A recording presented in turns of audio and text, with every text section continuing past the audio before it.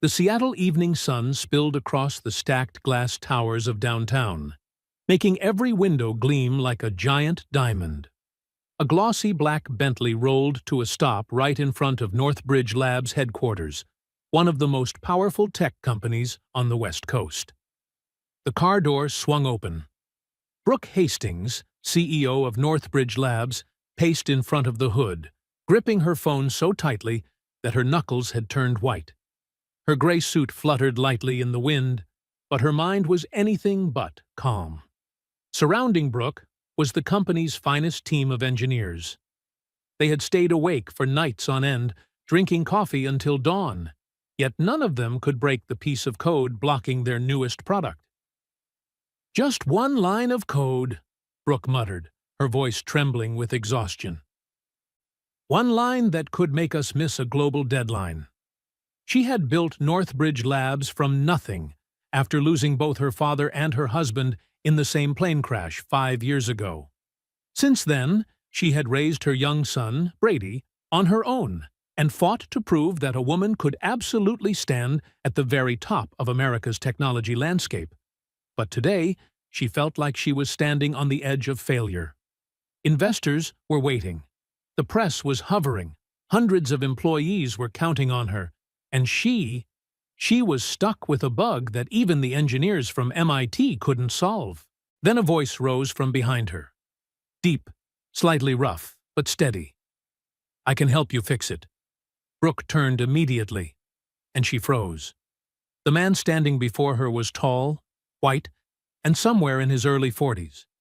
He wore the building's Navy janitor uniform, his name, Grant, stitched above the chest pocket.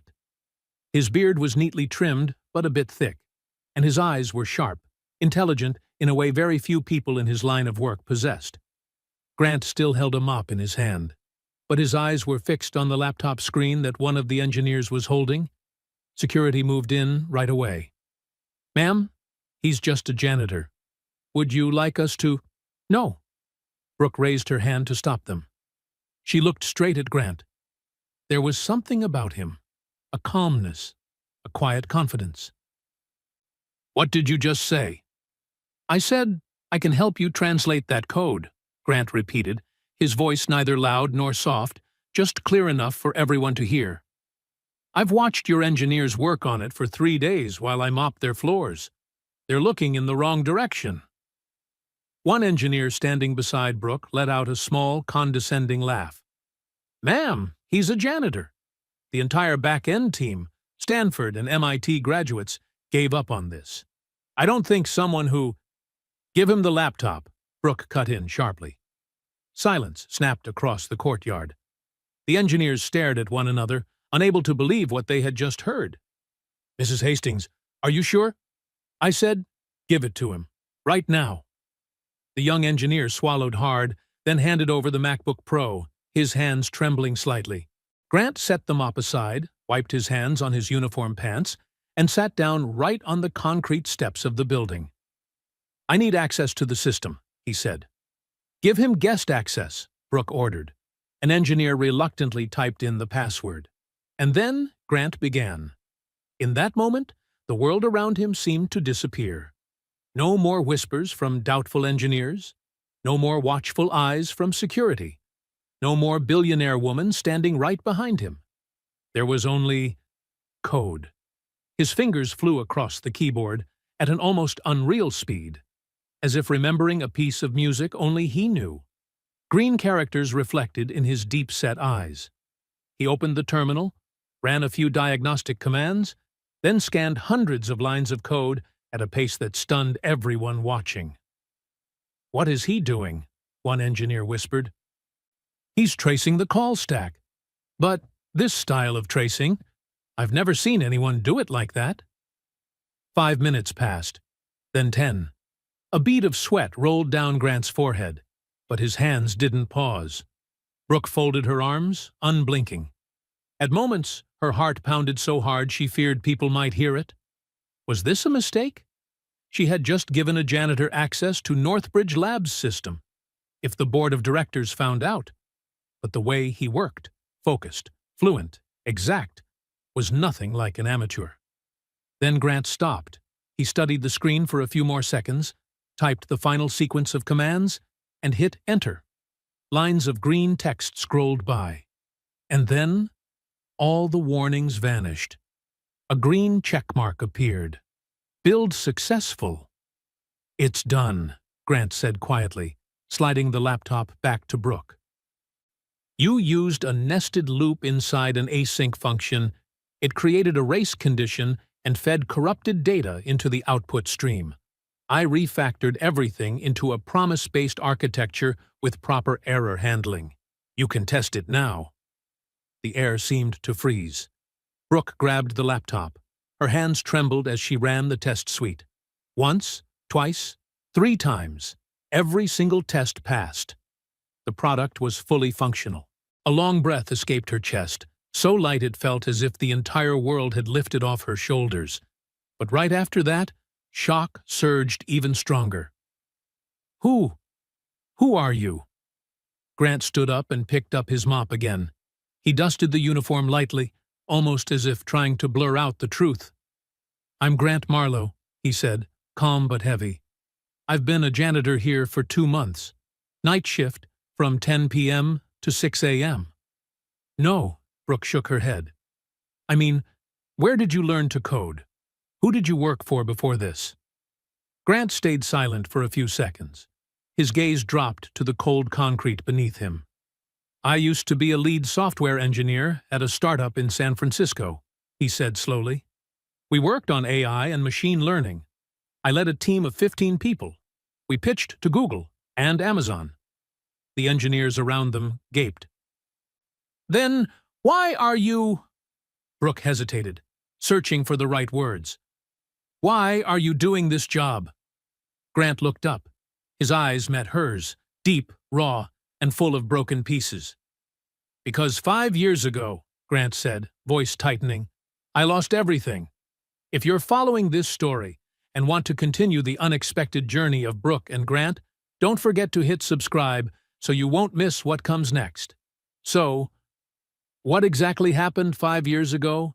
And was it powerful enough to collapse the entire life of a tech genius like Grant Marlowe? What do you think took everything from him?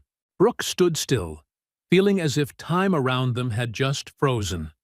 The engineers, the security guards, everyone fell silent, leaving only Grant's voice echoing steadily across the courtyard in front of the building, like a confession that had been suppressed for far too long. I used to have a family, Grant said, his voice trembling slightly. A wonderful wife named Heather.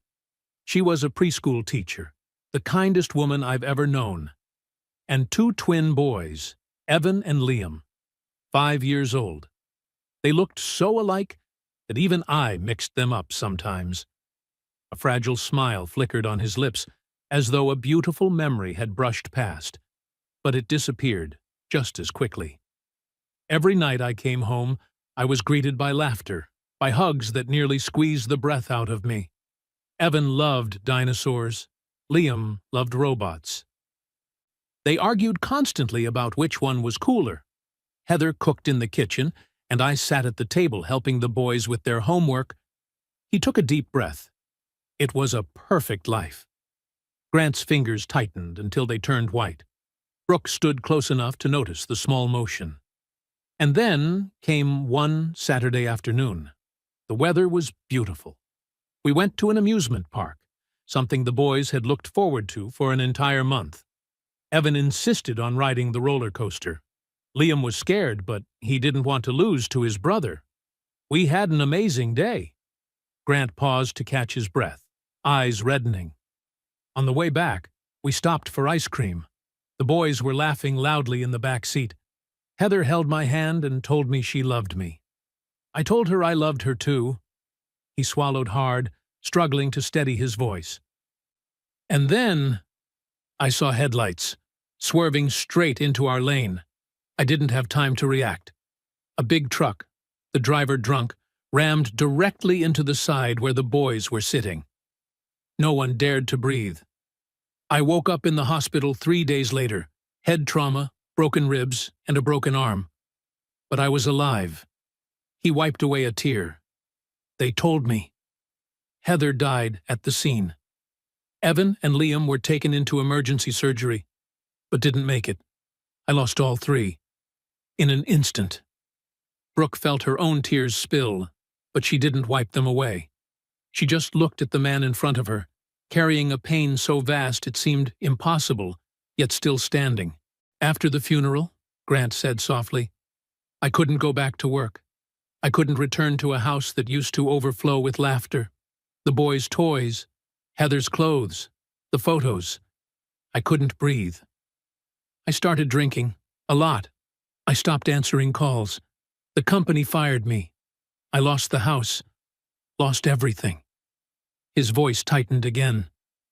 I thought, if I didn't die in that crash, maybe I should finish the job myself. Brooke instinctively stepped closer, as if pulled toward him by the weight of every word. But you didn't, she said. Grant shook his head. No, because one night, when I was sitting under a bridge with a bottle of whiskey in my hand, thinking about ending everything, an old man walked by. He gave me a sandwich and said, if you're still breathing, then you still have a reason to live. He let out a soft, sad laugh. I didn't believe him, but I didn't jump either. And the next morning, I decided, if I had to live, I would choose something simple. No pressure, no responsibility, just existing. I applied for a janitor job, night shift. No talking required. Nobody paid attention to me. I could hide.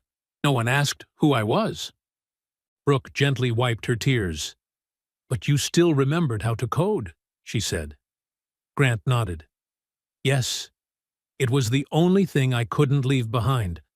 Sometimes when I mopped the engineer's floor at night, I'd see the code on their screens, and my brain automatically debugged it. It was like a reflex. These past 3 days, I watched your team struggle. I wanted to speak up, but who would listen to a janitor? He looked at Brooke. Today, seeing you out here looking desperate, I thought maybe I should try. Brooke stepped closer, her voice low and sincere. Grant, I'm so sorry. I truly understand that pain. Grant frowned slightly. You, too? I lost my father and my husband on the same day, Brooke said, her voice cracking. A plane crash, 5 years ago. Brady was only 3 months old. They were flying out to visit us. The plane crashed right after takeoff. Grant's eyes widened. I wanted to die, Brooke continued, but I had Brady, so I had to live. I had to stand back up, but inside, she placed a hand on her chest. I was shattered. Their eyes met. Two souls that had once broken apart, recognizing each other in silence. That pain, Brooke whispered. I understand. Grant nodded. This time, he hid nothing. A quiet moment passed. Then Brooke took a deep breath, wiped her tears, and squared her shoulders as if a CEO switch had flicked back on. Grant, you just saved my company, she said firmly. You saved a project my team has spent 2 years building. I owe you. You don't owe me anything. Grant shook his head. I just helped. No, Brooke insisted. You shouldn't be a janitor. You have talent the world needs. Talent my company needs. Grant shook his head harder. You don't understand. I can't go back to that world. I can't. Then let me help you, Brooke cut in. Just like you helped me. Let me help you find the person you used to be. Why? Grant asked, full of doubt. Why do you care? Because, Brooke said slowly, when I hit rock bottom, no one helped me. I had to pull myself up alone. And I made a promise that one day, if I became strong enough, I would make sure someone else wouldn't have to go through that. Alone. Grant froze, unsure how to respond. You are not going to be a janitor anymore, Brooke declared. Starting today, you are a senior software engineer at Northbridge Labs, with a salary that matches your ability. If you need time to get back into it, I'll give it to you. You can't, Grant began quickly. I'm the CEO, Brooke smiled, warm and sharp all at once. I can do whatever I want. She turned to her assistant. Prepare the contract and set up an office for Mr. Marlowe. Then she looked back at Grant from head to toe. But first, Brooke tilted her head with a faint smirk. We need to get you some proper suits. A senior engineer at Northbridge Labs cannot be wearing a janitor uniform. Grant couldn't sleep that night. He lay on the old bed in his small rented apartment near the company, a bare room with nothing but a bed, an old wooden table, and a crooked wardrobe. No TV, no wall art, nothing that could remind him of the life he once had. For the past 5 years, he had trained himself to live as simply as possible, to the point of numbness. No memories, no hopes, only silence, and sometimes a terrifying emptiness. But tonight, his mind wouldn't stop spinning. Brooke Hastings had just changed his life. A senior engineer position, a salary he hadn't seen in 5 years, a chance to return to the world he once loved with everything he had. But did he deserve it? Grant lay still, eyes fixed on the ceiling, letting memories of Heather and the boys crash over him like a wave no one could stop. Evan with his mischievous grin. Liam, shy and always hiding behind his legs, and Heather, the woman whose laughter was bright enough to replace the sun. I'm sorry, he whispered into the darkness. I'm sorry I didn't protect you. I'm sorry I'm still alive. Tears slid quietly down his temples. Grant didn't wipe them away. Tears had become a part of his life for the past 5 years. Sometimes he even wondered how he still had any left. Near dawn, Grant finally drifted off from exhaustion. But his sleep was filled with nightmares. The boys screaming, metal twisting, then that horrible silence like a bottomless pit swallowing everything. Grant jolted awake, drenched in sweat. Morning light was already filling the room. He glanced at the clock. 8 a.m. Brooke had told him to be at the office by 10. He dragged himself into the bathroom and stood before the mirror. The man staring back looked far older than his age. He was only 42, yet the reflection looked closer to 50. Strands of gray hair, deep lines carved around his eyes and mouth, marks left by years of pain that never healed. He shaved, washed his face, and tried to make himself look a little less worn. Then he opened the wardrobe, his janitor uniform folded neatly, a few old t-shirts, a pair of faded jeans, no suit, no tie. His phone vibrated. A message from Brooke. The driver will pick you up at 9. We'll get clothes first. Don't worry about anything. B. Grant stared at the screen. It had been so long since anyone cared what he wore or invited him to go shopping. The feeling was almost foreign. At exactly 9, a knock sounded at the door. A driver in a sharp black suit stood outside. Mr. Marlowe? I'm James, Mrs. Hastings' driver. She's waiting for you downstairs. Grant followed him down the stairs, and there it was again, the familiar black Bentley. Brooke sat in the back seat, wearing an elegant gray suit, reading something on her iPad. When she saw Grant, she looked up and smiled. Good morning. Did you sleep well? Grant slid into the seat. Well enough, he answered, a fragile little lie. Brooke studied him, her brows lifting slightly. You look a bit tired. I'm fine. She said nothing more, but her eyes made it clear she didn't believe him at all. James started the engine. We're heading to Nordstrom at Bellevue Square, Brooke explained. They have an excellent personal shopper. We'll get you a few suits, shirts, shoes, everything you need for your new role. You don't have to. Grant, she cut him off, her tone gentle but firm. Let me do this, okay? Grant could only nod. He didn't know how to argue with that. At Nordstrom, a personal shopper named Patricia greeted them. Professional posture, sharp eyes, the look of someone who transformed people for a living. She observed Grant for a few seconds and then nodded, as if she'd already envisioned a completely new version of him. We need a full transformation, Brooke said. Suits, shirts, trousers, shoes, everything suitable for a senior engineer. Patricia got to work immediately. 2 hours later, Grant stood in front of the mirror in the fitting room, stunned by his own reflection. A navy suit tailored perfectly to his frame, a crisp white shirt, a light blue silk tie, polished black Oxford shoes. His hair was trimmed neatly into a clean, modern style. The lighting fell on him in a way that made him look like someone else, someone confident, someone successful, someone important. But inside, he still felt like an imposter. Brooke stepped in, her smile bright. "You look incredible," she said. "Truly, this is the real Grant Marlowe." Grant met her gaze in the mirror. "But this isn't me," he said softly. "I'm just a janitor." Brooke shook her head and stepped closer. "No, you're a talented software engineer, a man who has endured a devastating tragedy. But tragedy doesn't define you. Your talent does." She stopped right in front of him, her voice steady but warm. "Today, you're going to walk into Northbridge Labs as a senior engineer, and I'll be there, right behind you. Okay?" Grant looked into her blue eyes, strong, gentle, unwavering. And in that moment, he felt something he thought he had lost forever. Hope. "Okay," he whispered. When Grant and Brooke stepped into the Northbridge Labs building at 11 a.m., everything felt foreign compared to the world Grant had grown used to. Normally, he arrived at 10 p.m., when the office was quiet, when only the hum of the air conditioning filled the empty hallways. He emptied trash bins, mopped floors, arranged chairs, tasks so repetitive he no longer needed to think. But this morning was different. The building felt alive. Employees hurried back and forth, chatting, laughing, exchanging ideas.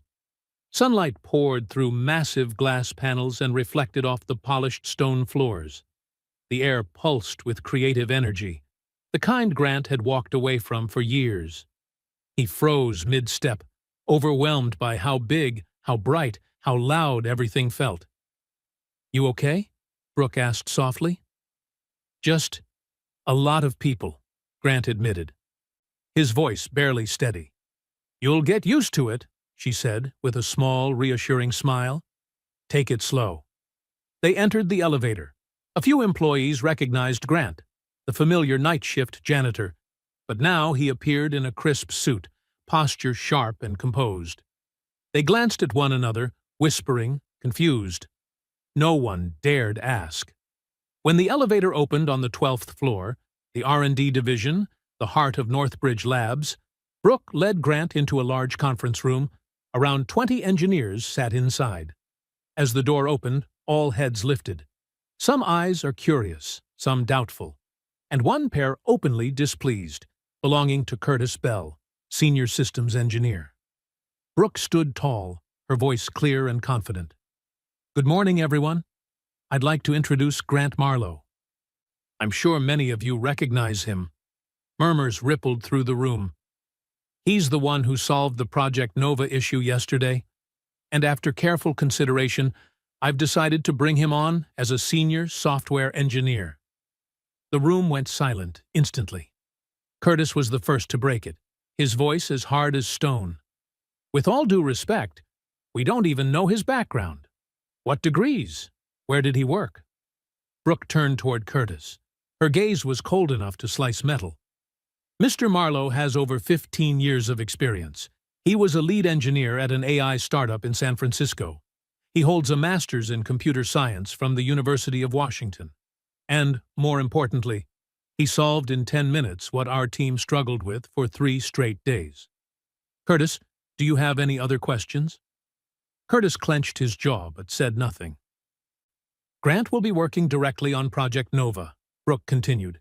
"He'll have his own office and full system access. I expect everyone to treat him as a true senior engineer." She scanned the room. "Anyone object?" Silence. "Good. Meeting dismissed. Grant, follow me." Brooke led Grant to a corner office, spacious, bright, with floor-to-ceiling windows overlooking downtown Seattle and the shimmering waters of Puget Sound. A modern desk, a premium ergonomic chair, and 3 brand-new monitors sat waiting for him. "This is your office," Brooke said. It will finish the setup within an hour. If you need anything, just let me know.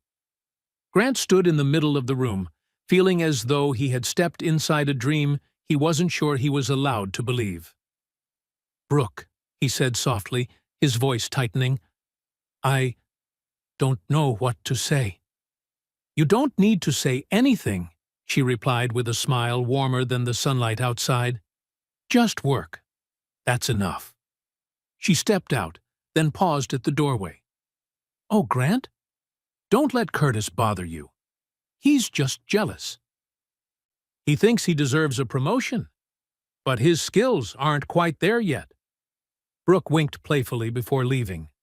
Grant sat down, his hand brushing across the smooth surface of the desk.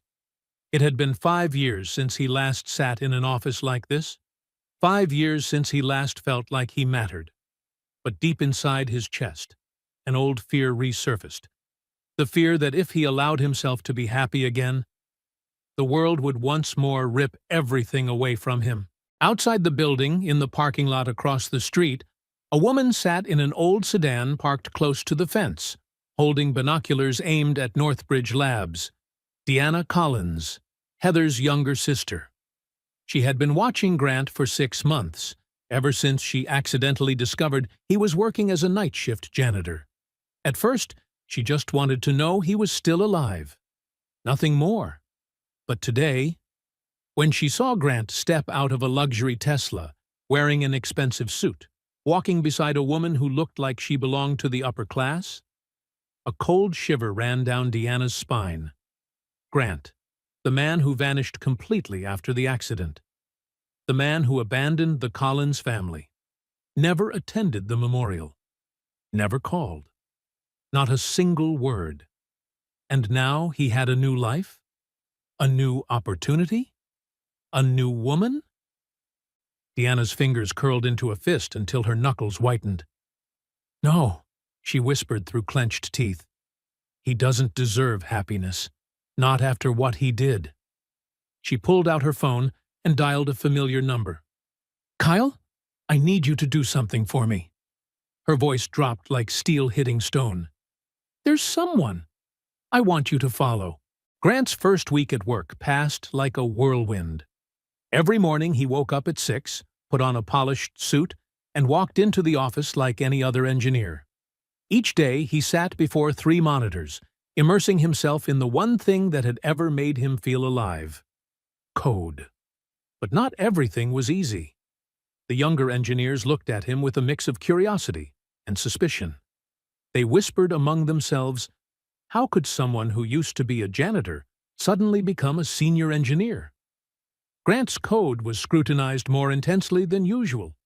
Every technical decision he made was questioned to the last detail. And Curtis Bell was a problem in every sense. One Thursday afternoon, Grant was focused on his screen when the office door swung open. Curtis walked in without bothering to knock. "I need to talk to you," Curtis said, his voice cold as ice. Grant looked up from the monitor. "About what?" "About you suddenly showing up here and taking the spot of people who've worked hard for years." Grant turned his chair to face him fully. "I didn't take anyone's spot. Brooke invited me." "Yes, Brooke," Curtis smirked. "Do you know her husband is dead? She's lonely, vulnerable, and you're taking advantage of that."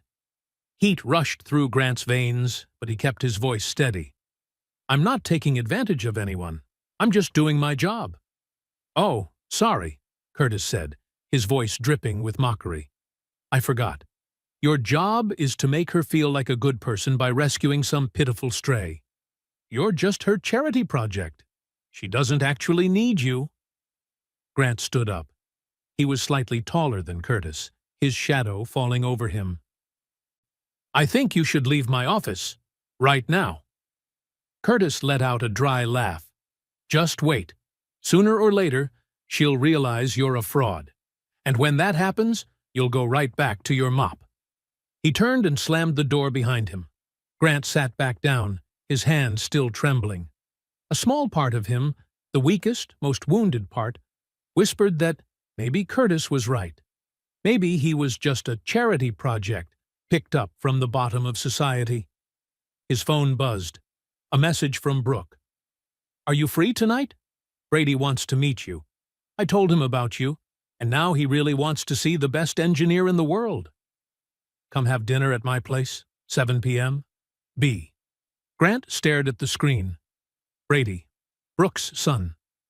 It had been 5 years since Grant had been near a child. 5 years without hearing a child's laughter in the same room. Fear rose in him, but so did something else.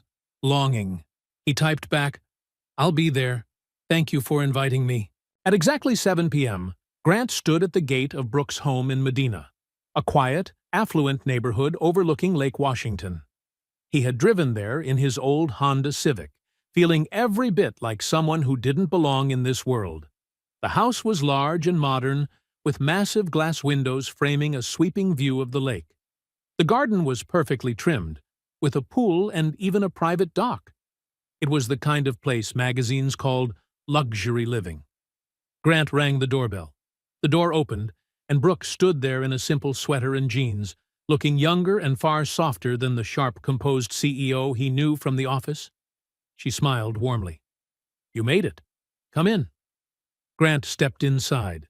The interior was even more stunning. High ceilings, soft golden lighting, modern furniture, and art pieces lining the walls. But what made him pause wasn't the elegance. It was the sound, the clear laughter of a child.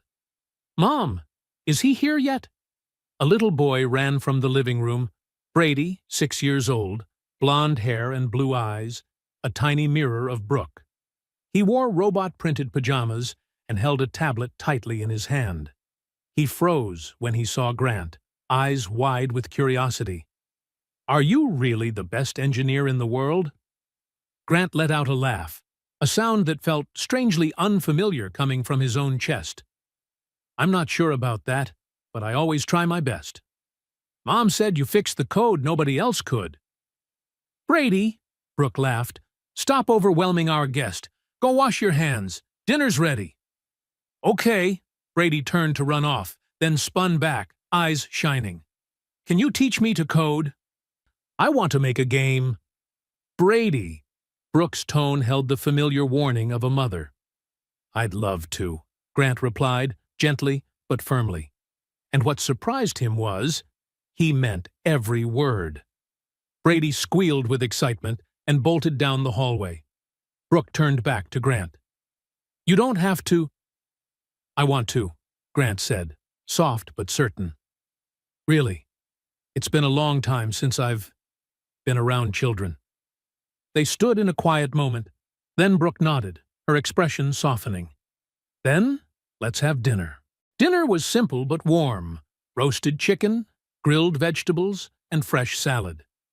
Brady sat between his mother and Grant, chattering endlessly about school, friends, games, and tiny things that, in a 6-year-old's world, were everything. Grant listened attentively, answered every question, and laughed at the boy's earnest, brilliant little observations. For the first time in 5 years, he felt peaceful. There was something about sitting around a dining table, hearing utensils clink, hearing laughter weave into casual conversation, that reminded him of his old family. But strangely, tonight the memory didn't tear him apart the way it always had. It slipped into his chest as something warm, tender, bittersweet. "Mr. Grant," Brady said suddenly, looking up with wide eyes, "do you have kids?" The table fell quiet. Brooke glanced at Grant. Worried. Grant set down his fork, taking a long breath. "I used to," he said softly. "2 boys, Evan and Liam. They were 6, just like you." "Where are they?" Brady asked, still innocent, unaware he had touched a wound carved to the bone. "Brady," Brooke murmured, "that question is—" "It's okay," Grant interrupted gently, shaking his head to reassure her. He looked straight into Brady's eyes. "They're in heaven now. They died in an accident." Brady was silent for a moment, then said quietly, with surprising sincerity, "I'm really sorry. You must miss them a lot." "Every day," Grant whispered, voice cracking. Brady thought for another moment, then reached his small hand across the table and placed it over Grant's. "But you can be friends with my mom and me. We can help you be less sad." Tears blurred Grant's vision, but he smiled through them. "Thank you, Brady. That means a lot to me." Brooke had to turn away, wiping her eyes quietly. Gratitude swelled in her chest, gratitude that her son's heart remained so pure, so kind. After dinner, Brady dragged Grant upstairs to show him his Minecraft world. Grant sat on the floor while the boy proudly narrated every detail like he was presenting $1 million project. And for the first time in years, Grant didn't feel like a broken man. He felt normal. It was late. Brady had fallen asleep on the couch, tablet still glowing faintly in his arms. Brooke gently lifted him, carrying him upstairs. Grant stood by the doorway, watching her tuck the boy in and kiss his forehead. It was a small, quiet moment, but overflowing with love. Something tightened in Grant's chest, a deep old longing he thought had been buried for good, the longing for a family. Brooke stepped out and closed the door softly behind her. "You okay?" she asked. Grant nodded. "Brady is a wonderful kid." "He likes you," Brooke smiled. "He hasn't stopped talking about the engineer all week." They walked downstairs together and stepped out onto the balcony overlooking Lake Washington. Moonlight rippled across the water, and the cool night air carried the scent of the lake and the soft sound of waves tapping the shore. "Brooke," Grant said after a long, quiet moment, "I want to thank you." "For what?" She turned to him. "For giving me this opportunity. For believing in me. For seeing something in me that I thought I'd lost." Brooke looked at him, her expression softening. "Do you know what I see in you?" Grant shook his head faintly. "I see a man who has walked through hell and still hasn't lost his kindness," she said slowly. "A man who still cares enough to help a stranger, even when he has nothing left. That's rare." She paused. "And it reminds me that no matter how cruel life can be, we always get to choose how we treat others." Grant met her eyes. "So do you," he replied. "You lost your loved ones, but you built a company, raised an amazing child, and still find time to help someone else." Brooke gave a small, wistful smile. "Maybe we're helping each other." Their eyes held. In that moment, there was understanding, connection, an invisible thread pulling two fractured souls a little closer. Not love, not yet, but something real. Before any of it could become words, Brooke's phone buzzed. She glanced at the screen. Her expression changed instantly. "What's wrong?" Grant asked. Brooke looked up, tension sharp in her eyes. "Someone just tried to breach the company's system." Brooke's hand trembled slightly as she stared at the security notification on her phone screen. Grant stepped closer, reading over her shoulder. "Security alert. Unauthorized access attempt detected. Multiple login failures on the admin account. Source: unknown. Time: 22:47 PST." "This isn't the first time," Brooke said, her voice stretched tight like a wire. "In the last 3 days, we've detected 5 similar intrusion attempts." Grant frowned. "5 times? Why didn't you tell me?" "I thought it was just some random script kiddies," she exhaled. "But now—" She paused, her eyes still glued to the screen. "Now they're targeting my account directly." "I need to see the logs," Grant said, his voice shifting instantly into work mode. Brooke nodded, went back inside to grab her laptop, then brought it out to the table on the balcony. Grant sat down, opened the console, and his eyes skimmed through lines of data at dizzying speed. "This isn't an amateur hacker," he concluded after a few minutes. "They're using a pretty sophisticated botnet to mask their real IP. And look at this. They're probing multiple endpoints, testing each weak spot one by one." "But why?" Brooke frowned. We haven't even launched the product yet. There's nothing worth stealing." "Maybe theft isn't the goal," Grant said slowly. "Maybe it's sabotage." Brooke sat down beside him, her hands clasped tightly together. "You think this is corporate espionage?" "It's possible. Or—" Grant hesitated. "Or what?" "Or someone has a personal grudge against you. Or against the company. Or against me." The next morning, Grant arrived at the office very early, 6:30 a.m., before even the receptionist. He wanted to check the system logs while everything was still quiet, with no one around to interrupt him. But as soon as he opened the door to his office, he froze. Someone had been there.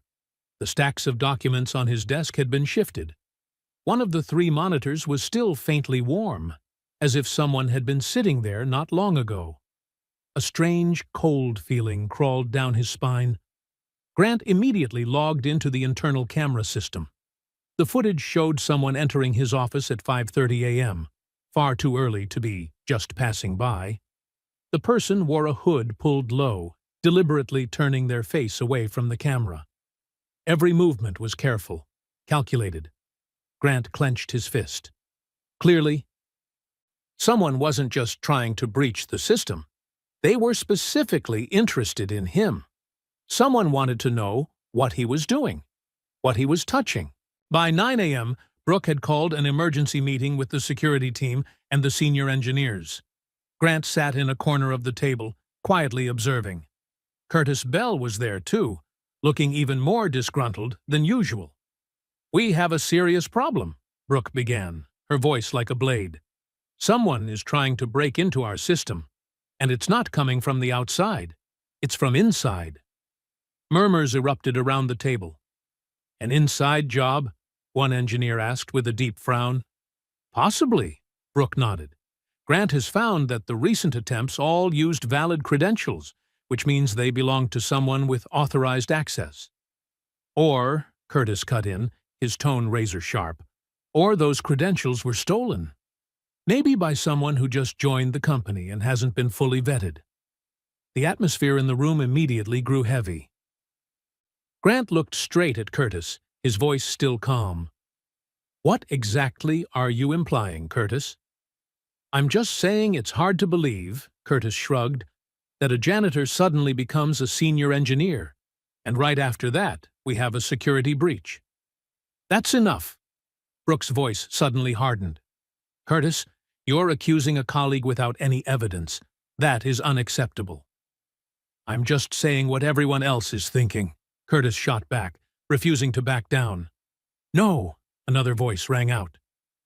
Amy Chen, the young engineer who had been working closely with Grant all week, looked up. "You're saying what you're thinking. Grant helped us fix a problem you couldn't solve for 3 days, Curtis. Maybe he isn't the problem." Curtis's face flushed red. "Mrs. Hastings," he turned to Brooke, his voice tight. "I request a full review of all of Grant's activity logs since the day he joined the company." Brooke looked over at Grant. He nodded immediately, without the slightest hesitation. "I have nothing to hide. Go ahead." IT took nearly 3 hours to audit all of Grant's activity. The conclusion: clean. Nothing suspicious. During that time, Grant ran his own investigation. He traced all the unauthorized access attempts, cross-referenced timestamps, behavior, IP addresses, and discovered a very clear pattern. Every single attempt occurred during lunch hour, the time when most people were away from their desks, and all of them originated from a single internal IP address, an IP assigned to Curtis Bell's office. Grant printed the full report and brought it to Brooke. She read it, her eyes widening. "Curtis? But why?"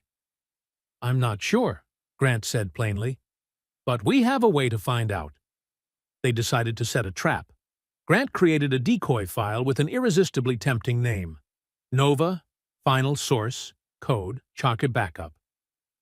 He placed it in a folder that looked heavily protected, but in reality, the permissions were set so that any admin could accidentally access it.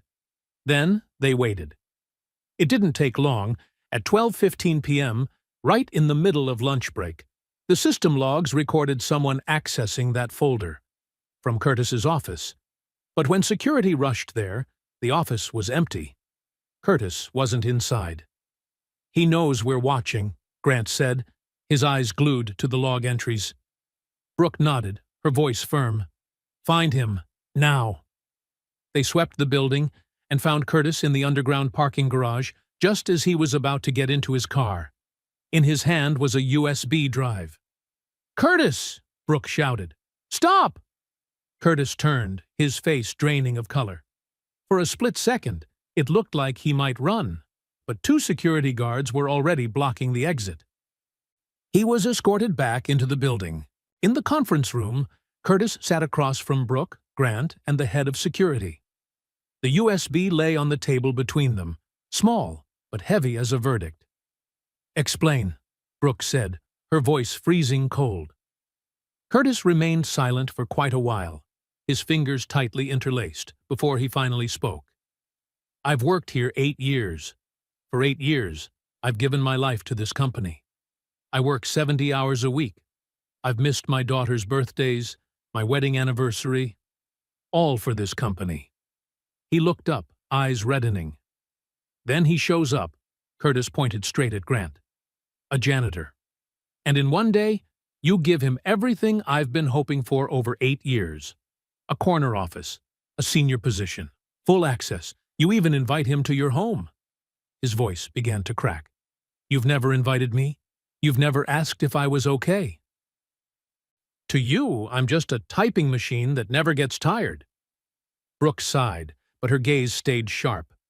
"So what is this? Jealousy? Revenge?" "I just wanted you to see that he's not who you think he is," Curtis argued.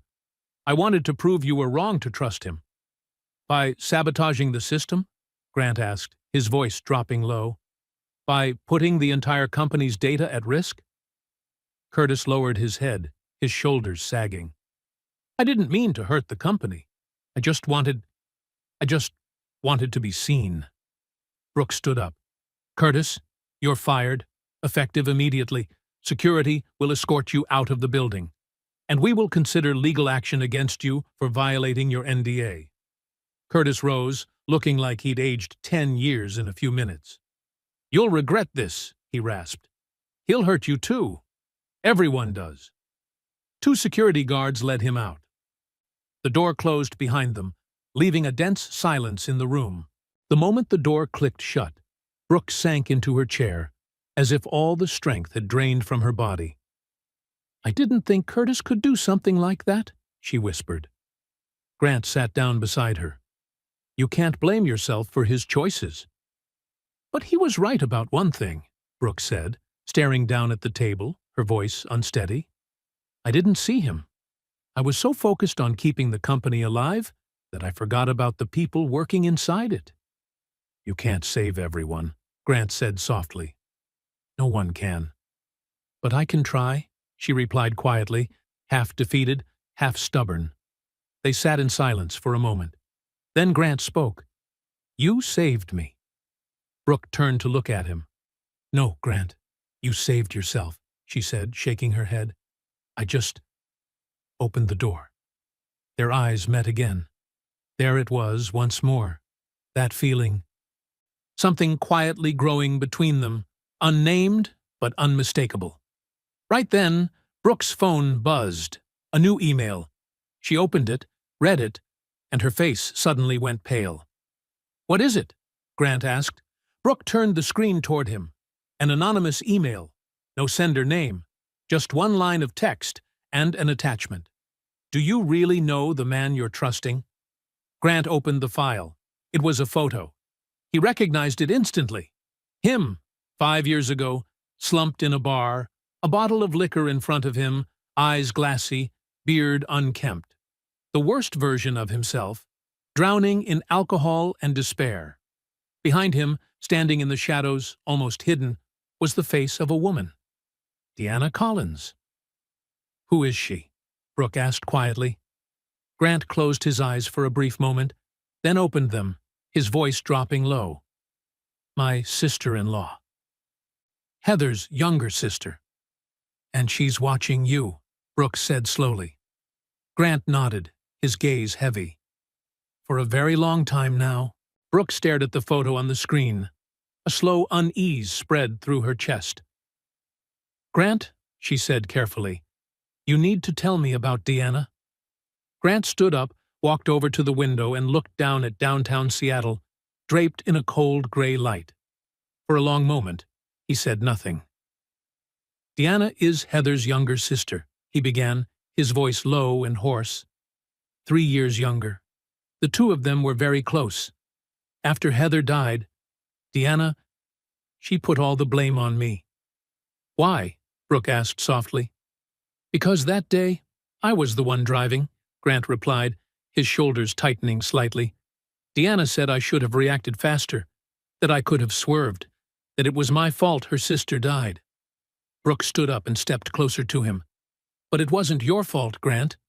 It was an accident. I know, he whispered. But a part of me believes her. Deanna just says out loud what I quietly accuse myself of every single day. How long has she been watching you? Brooke asked. Grant turned back to her. I don't know exactly, but probably since I started working here as a janitor. She wants to make sure I don't get to be happy. That's ridiculous, Brooke murmured, shaking her head. She's hurting, Grant said softly. We all hurt in our own twisted way. Brooke's phone buzzed again. Another message from the same anonymous sender. Meet me at Pike Place Market, 6 p.m. today. Come alone. If you don't, I'll send everything I have on Grant to the press. Brooke handed the phone to Grant. He read it, then shook his head. You can't go. This could clearly be a trap. Or a chance to end this, Brooke replied. I need to know what she really wants. Then I'll go with you, Grant said immediately. No, Brooke said firmly. She wants to see me alone. If you show up, it could make everything worse. Grant felt helpless, but he knew she was right. At least, let me stay close by, in case you need me. Brooke nodded. Okay. At 6 p.m., Pike Place Market was packed. The smell of fresh fish, flowers, and coffee blended in the air. Vendors shouted, street music played, and crowds squeezed through the narrow walkways. Brooke stood near the famous fish-throwing area, scanning the surroundings. Grant stood about 50 meters away, blending into the crowd, his eyes never leaving her. A woman stepped out from the shadow beside a red brick building. Deanna Collins. She wore a black coat, her hair tied back in a ponytail, sunglasses on despite the fading light. Deanna walked up and stopped a few steps away from Brooke. Mrs. Hastings, Deanna said. Thank you for coming. What do you want? Brooke asked directly, wasting no time. I want you to know the truth about Grant Marlowe. I already know the truth, Brooke replied. He told me. Deanna let out a dry, humorless laugh. He told you he lost his family? That he's broken? Yes, that's true. But did he tell you that after the funeral, he disappeared without a word? That he didn't show up at the one-year memorial for the boys? That he let our family search for him for months, thinking he might be dead too? Brooke stayed silent, listening. My sister loved him, Deanna went on, her voice beginning to tremble. Heather loved him more than anything. And the boys, Evan and Liam, thought he was a superhero. But him? He vanished. He abandoned even the memory of them. He was in pain, Brooke said. We were in pain too, Deanna burst out, her voice rising, drawing a few glances from people nearby. She lowered her tone again, teeth clenched. But we stayed. We faced it. And him? He ran. And now, 5 years later, he's suddenly fine? He has a new job, a new life, a new woman to take care of him? Deanna stepped closer, her eyes blazing. You think you're saving him, but you don't know him at all. He doesn't know how to stay. When things get hard, he'll run again. And you, along with your son, will be the ones left hurt. Brooke met Deanna's gaze head-on. not flinching. "He told me all of that," she said calmly. "I know he disappeared. I know he made choices he regrets to this day. But do you know what else I understand?" Deanna said nothing. "I know what it feels like to lose the people you love," Brooke continued, her voice softening. "I lost my father and my husband on the same day. A plane crash, 5 years ago. I had just given birth to Brady 3 months earlier. They were on their way to visit us, and the plane went down right after takeoff." Deanna looked at her, her expression wavering. "I wanted to disappear too," Brooke went on. "I wanted to give up. But I had Brady, a tiny baby who needed me to stay, so I wasn't allowed to fall apart. I had to keep living, even though inside I was shattered." She tilted her head slightly. "Grant had no one. He lost everyone he loved. So tell me, Deanna, if you had no one left to hold on to, what would you have done? Are you sure you would have been stronger than he was?" Deanna's eyes filled with tears. "He abandoned them," she whispered. "No," Brooke replied firmly. "He survived the only way he knew how, by disappearing.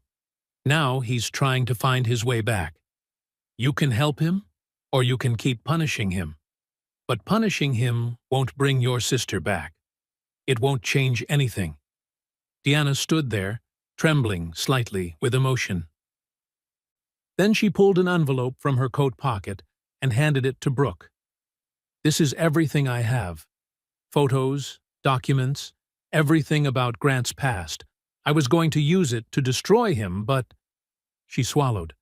"Now I'm not so sure anymore." Brooke took the envelope but didn't open it. "You still love your sister," she said gently, "and you need someone to pay. But Grant isn't your enemy. The tragedy is. That's what took everything from you." Deanna wiped her tears quickly. "How am I supposed to forgive him?" "Start by forgiving yourself first," Brooke said quietly, "for not being able to save your sister, for still being alive when she's not. That's the burden you're really carrying, isn't it?"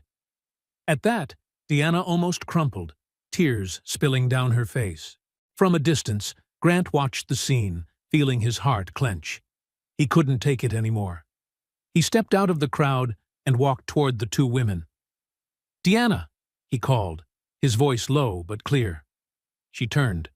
When their eyes met, everything between them, the grief, the resentment, the memories, seemed to surge up all at once.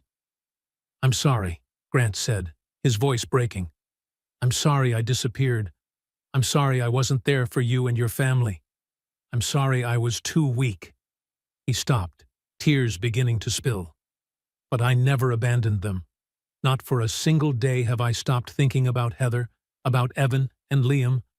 Not one day have I not wished I had died instead of them." Deanna stared at him, her eyes swimming.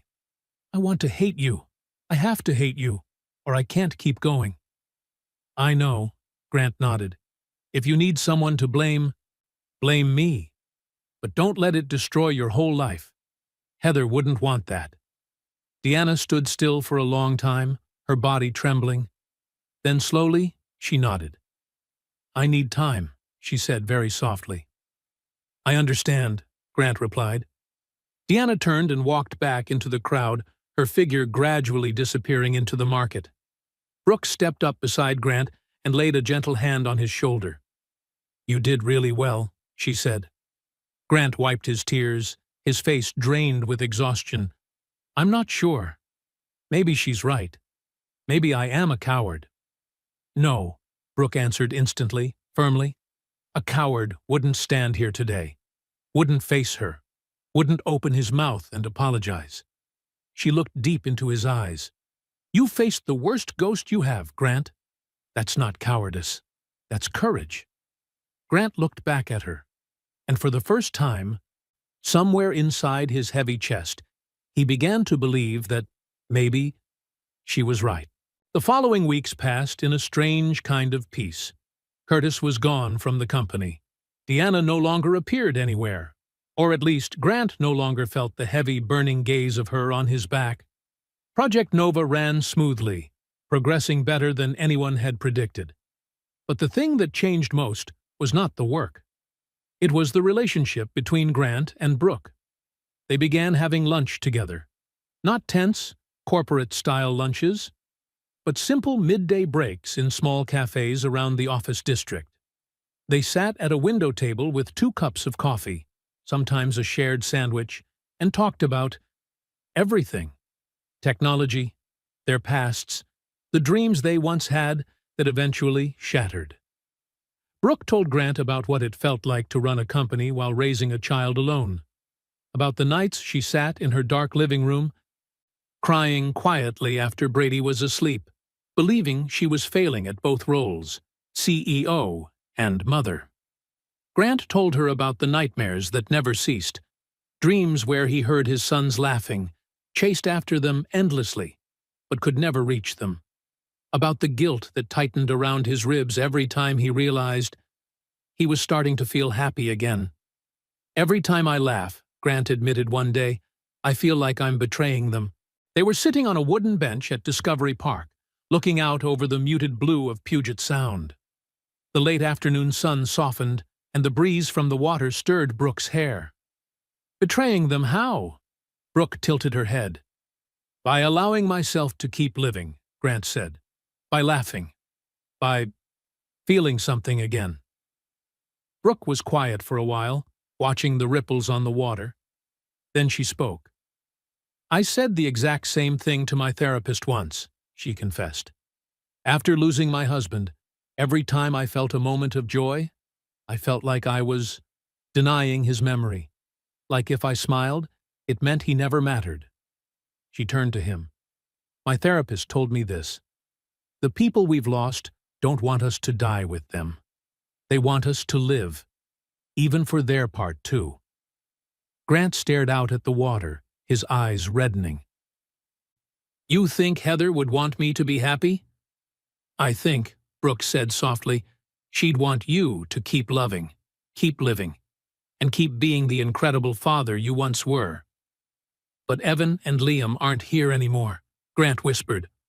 "No," Brooke nodded gently, "but Brady is, and he loves you." Grant snapped his head toward her, startled. He said that to you?" "He told me," Brooke said with a warm, shimmering smile. "Mom, Mr. Grant is just like Dad. He's smart and kind. I wish he could be my real dad." Tears immediately filled Grant's eyes. "I can't replace his father," he murmured, shaking his head. "No one's asking you to," Brooke replied, "but you can become someone important in his life. Someone he admires, learns from, someone he can tell his friends at school about." She hesitated for a beat, then looked straight into his eyes. "And someone I am starting to feel very strongly about." The air between them thickened. Grant felt his heartbeat stumble, then race. "Brooke," he began awkwardly, "I don't know if I'm ready for—" "I'm not asking you to be ready," she gently interrupted. "I'm only telling you what I feel. And if one day you feel the same, I'll be here." They fell quiet. Brooke's hand slowly shifted, moving toward his on the bench. Grant looked down, but he didn't pull away. For the first time in 5 years, he allowed himself to hold a woman's hand, and didn't immediately feel the world dragging him back into grief. That evening, Grant was invited to Brooke's home again. But this time, the atmosphere was entirely different. Not the awkward dinner of a guest, but something that felt almost like coming back to a familiar place. The moment he stepped inside, Brady grabbed his hand and dragged him toward the playroom. "Mr. Grant, come here. I have something to show you." On the opposite wall was a large drawing, carefully taped up, a child's messy lines but full of effort. 3 figures stood together, Brady, Brooke, and Grant, hand in hand under a starry night sky, with little yellow dots above them representing city lights. "I made this for you," Brady said proudly. "This is our new family." Grant crouched down to the boy's eye level, staring at the drawing, then at Brady. "Brady, are you sure?" he asked softly. You've only known me a short while. I know, Brady nodded, as if it was obvious. But I like you. My mom likes you. You make my mom laugh. My dad used to make her laugh like that too. He paused, voice becoming small but firm. I think my dad would like you. Grant couldn't hold back the tears. He wrapped his arms around Brady, holding him tightly, as if afraid the boy might disappear if he loosened his grip. Thank you, he whispered. You don't know how much that means to me. At the doorway, Brooke watched them, her own eyes glistening. She stepped forward, knelt beside them, and wrapped her arms around both of them. In that warmly lit room, the three people who had each been shattered by tragedy, a mother, a man who had lost his entire world, and a child who still believed in magic, held on to each other like a family pieced together from broken fragments. And though the future was uncertain, in that moment, they truly belonged to one another. 3 months passed in a strange, almost peaceful rhythm. Project Nova launched with resounding success.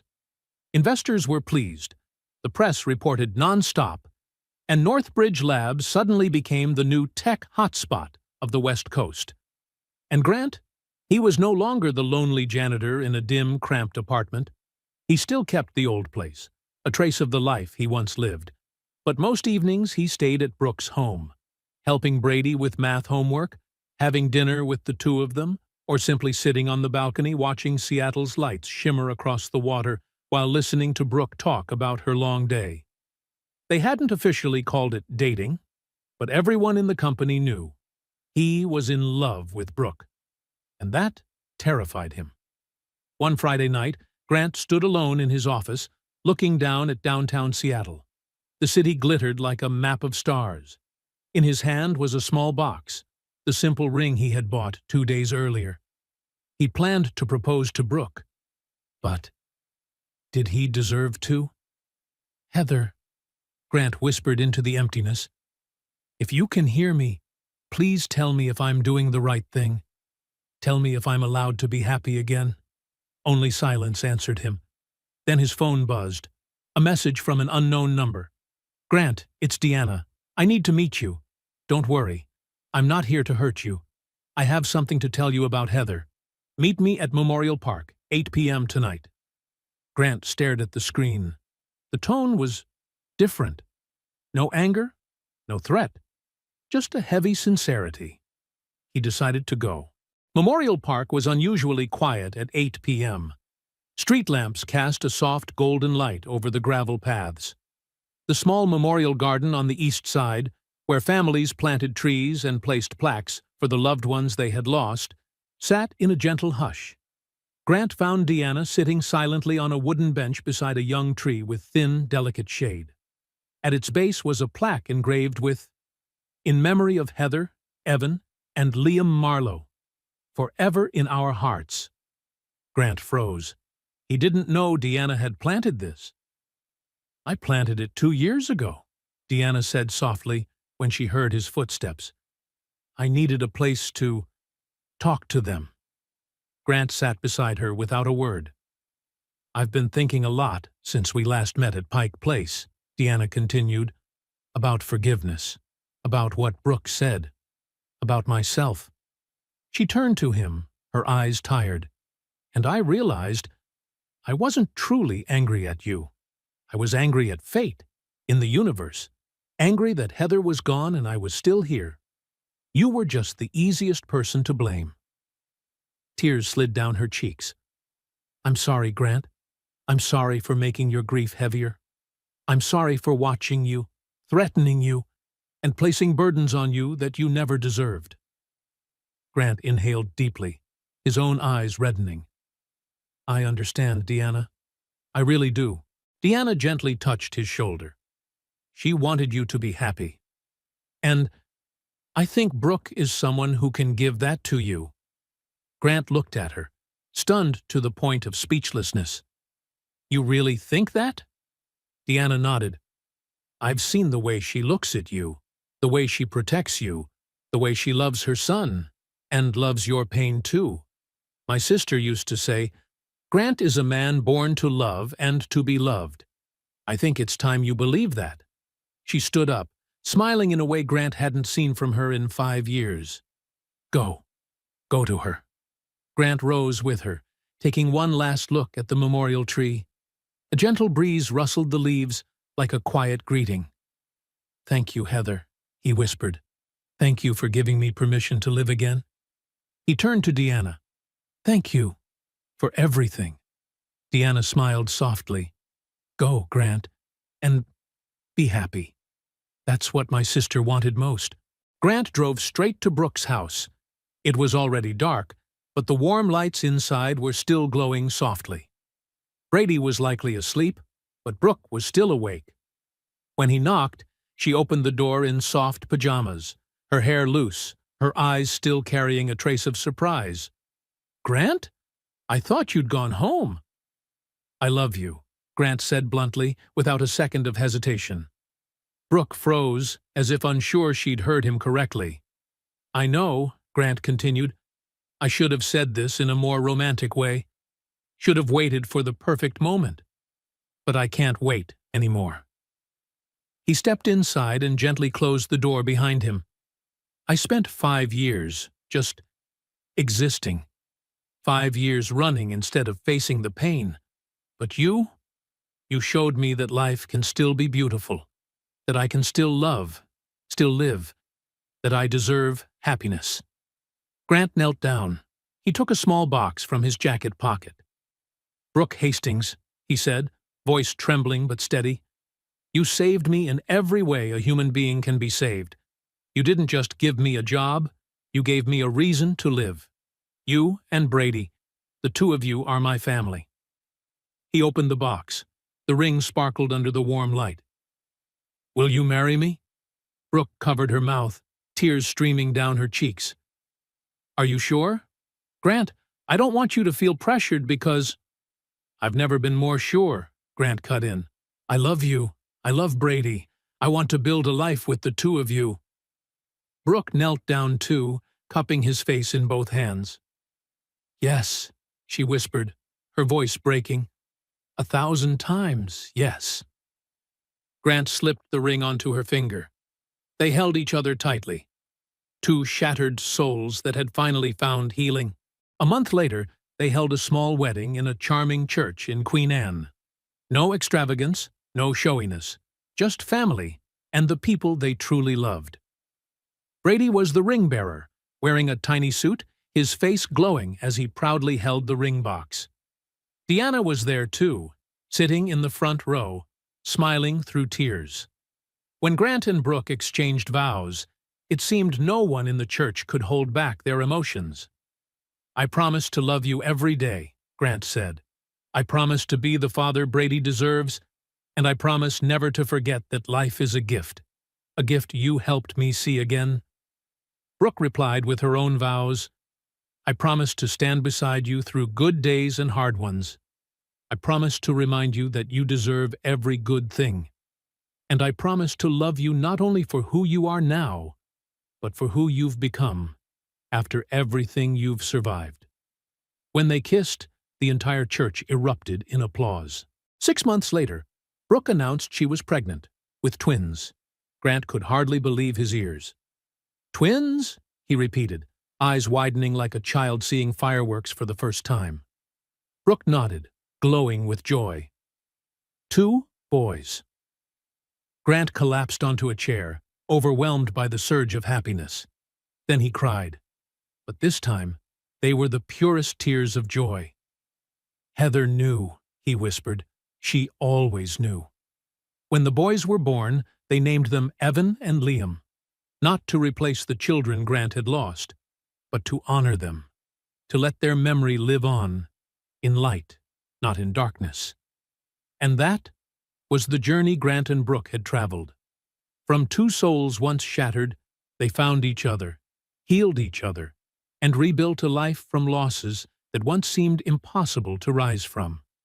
Love doesn't erase the past, but it can give us the courage to move forward, to open our hearts, to believe we deserve happiness one more time. Thank you for following this story to the very end.